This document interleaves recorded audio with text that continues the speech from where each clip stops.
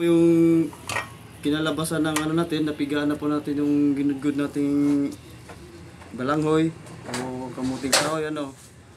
So ngayon i-mix natin to dito sa niyog, kinudgod na niyog.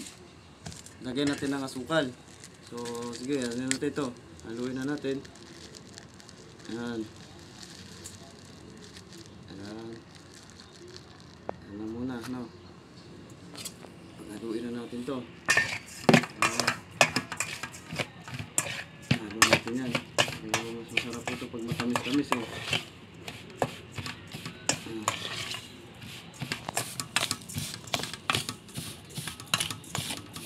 Tamis lang natin yan.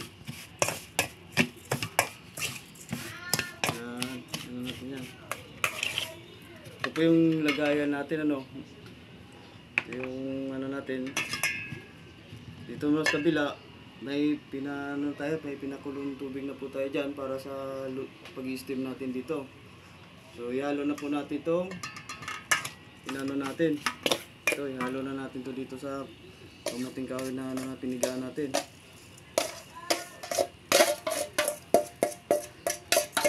Ayan.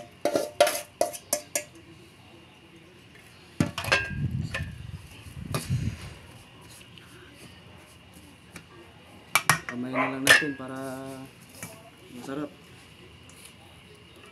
Ayan.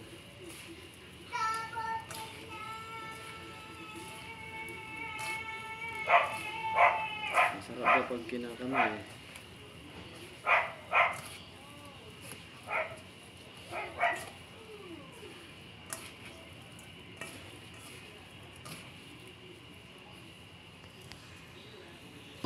So ilagay na natin siya dito no, sa lagayan na itong ano, dito natin siya ilagay. Ito yung magiging ano natin, mold niya. So kamayin lang natin to para ano. Ayan. Lagay natin yan siya diyan.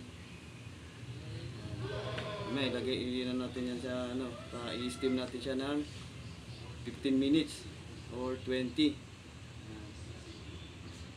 Natin siya diyan. Ano lang to kasi hindi naman tayo hindi naman pang negosyo ito. Ito ay pang merienda lang namin.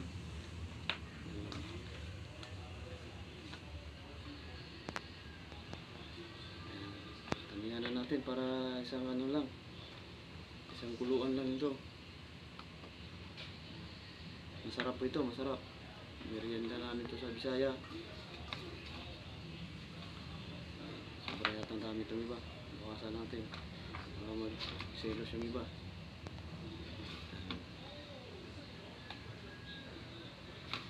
Kulo na rin po yung ano natin, steamer na yung ano natin, kulo na. So, masarap to, masarap. Excited na akong tikman tong ginagawa ko. So, yun, ililipat na natin siya dito. Ito. Yan. Kulo na nga. Ilipat natin ito dito. Hintay tayo ng 20 minutes para matikman na natin itong ating ginagawa. Pinaghirapan natin. Pag may tiyaga, may lalagain ka na talaga. Sayang po ano eh. Kamuting kahoy na ito, tatapon na sana eh. May gamit ko ito. So ngayon, mag-antay po tayo ng 20 minutes po na ano, yan. Ano po tayo dyan, yan. Ito na po, umabot na po tayo sa 20 minutes. Ito na po yung finish ano natin. So ito, matikman na natin itong mga pinaghirapan natin eh. Kaya naman talagang napakasarap na. Ayan. Ayan po, patayin natin itong ano no. Ayan. Napakasarap din ito. Ayan yan. Matikman natin ito. Ayan. Sayin po natin yan. Napakasarap po nito. Medyo may katagalan na po na hindi natin natikman itong mga pagkain ito. So ngayon, natitikman na natin. Napakasarap nito. Ano? Ayan.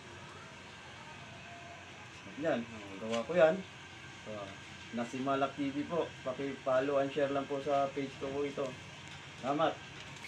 Eh. Titikman na po natin itong gawa natin na putong balanghoy. Ayan. Napakasarap po. Sarap.